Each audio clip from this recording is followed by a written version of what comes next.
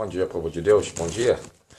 Pastor Paulo Rosa, em mais um dia de ponto de luz, eu quero já deixar com os irmãos uma palavra muito poderosa para esta manhã, quando o apóstolo Paulo, no livro, na sua carta de 2 Timóteo, capítulo 2, versículos 7 e 8, diz assim: Considero o que digo, porque o Senhor te dará entendimento em tudo. Lembra de que Jesus Cristo, que é da descendência de Davi, olha só, ressuscitou dos mortos, segundo o meu evangelho. Aí no versículo 9 ele vai dizer algo tremendo. Pelo que sofro trabalhos e até prisões, como um malfeitor. Mas a palavra de Deus não está presa. Olha, tremendo. Se nós olhássemos hoje para a vida de Paulo, se Paulo fosse desta época do ano 2016 que nós estamos vivendo, Paulo seria considerado, talvez, 95% de probabilidade que Paulo fosse considerado um endemoniado fazendo a obra de Deus. Por quê? Porque Paulo vivia em prisões, Paulo vivia apanhando chicotadas, bofeteamento na sua face.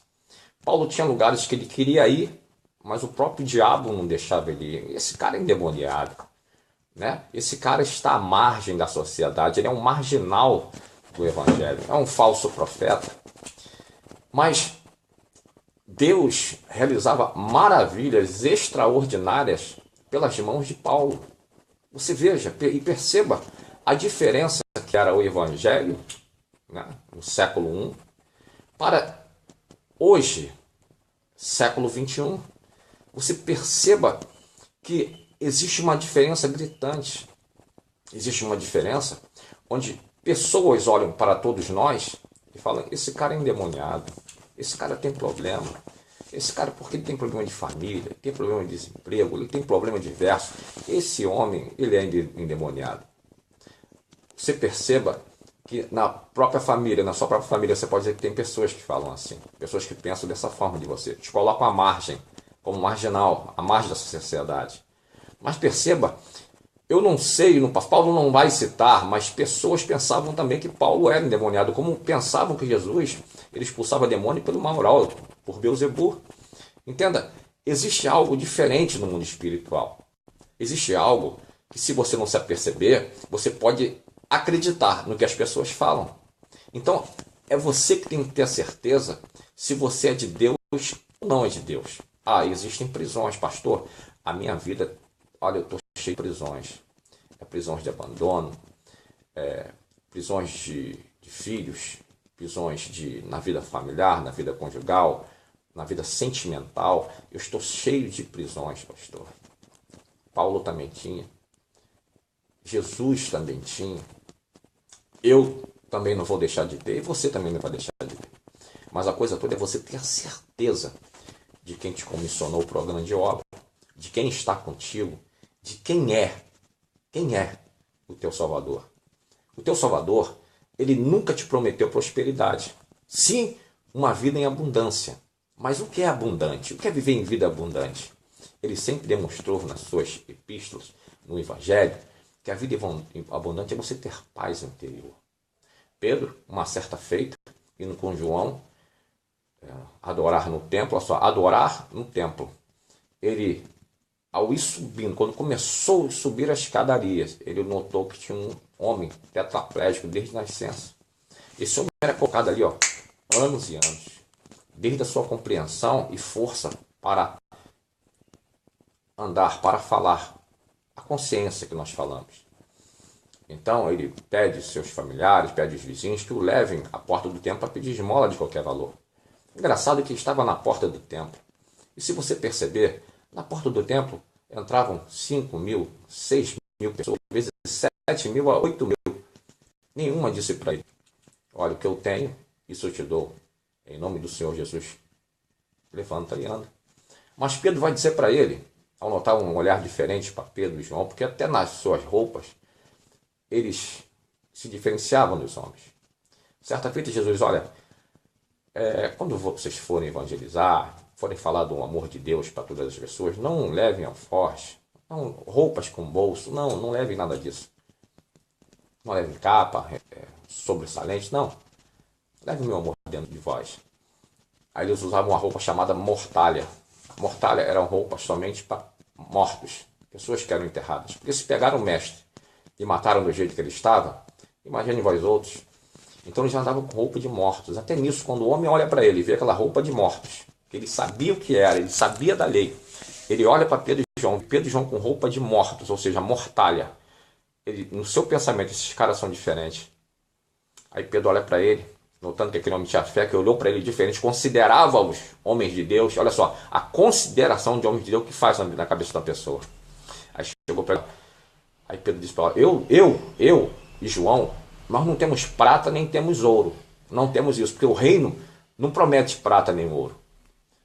Mas o que eu tenho, olha só, eu não tenho prata, não tenho ouro, mas o que eu tenho dentro do meu ser, dentro do meu coração, isso eu te dou. Em nome do Senhor Jesus, o Nazareno, levanta e anda. E ainda vai e estende sua mão. Né? Que tinha poder, porque ele não tinha prata no seu coração nem ouro, mas tinha um poder de Deus. Aí levanta aí aquele homem de nascença, triste, amargurado, sofrido, vai levantar. Sabe o que é isso?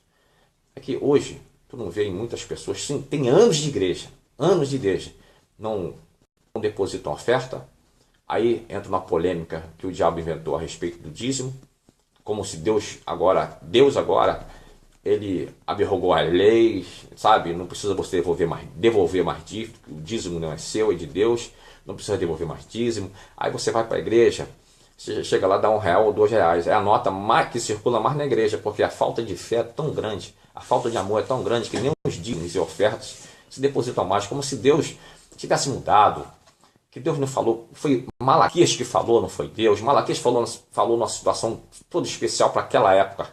Ah, então, meu filho, faz o seguinte, tira toda a lei, também foi por causa daquela época, tira todo o mandamento, foi por causa daquela época, e não deposita mais nada. Isso é falta de amor, isso não tem poder, isso não cura, isso não liberta, isso não salva, sabe por quê?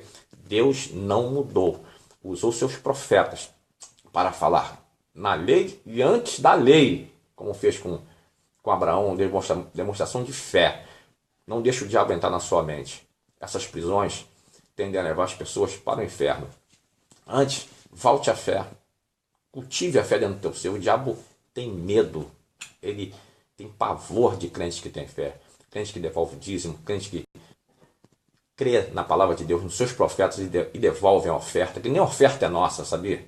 Nem a oferta é nossa. Para pensar. O que nós temos foi Deus quem deu. Foi Deus que nos propiciou. Então, volte à fé. Ah, pastor, eu tenho uma prisão terrível. Me abandonaram, me deixaram, sabe? Estou sem nada.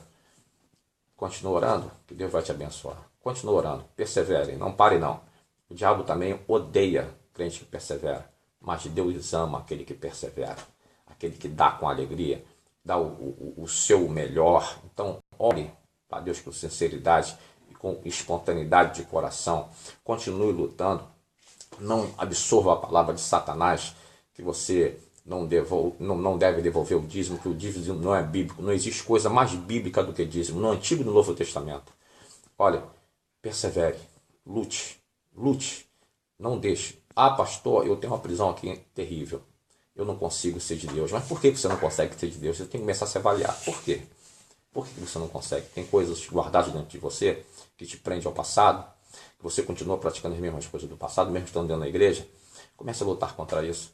Olha, sujeitai-vos, pois, a Deus, resistiu o diabo e ele fugirá. Olha só, ele fugirá de vós. Mas por quê? Se você se sujeitar a Deus, é uma luta constante, é uma guerra. A nossa guerra é diária. O crente que disser, olha, eu não tenho luta, eu só tenho paz, eu só tenho... Meu filho, tem alguma coisa errada contigo. Lê Bíblia.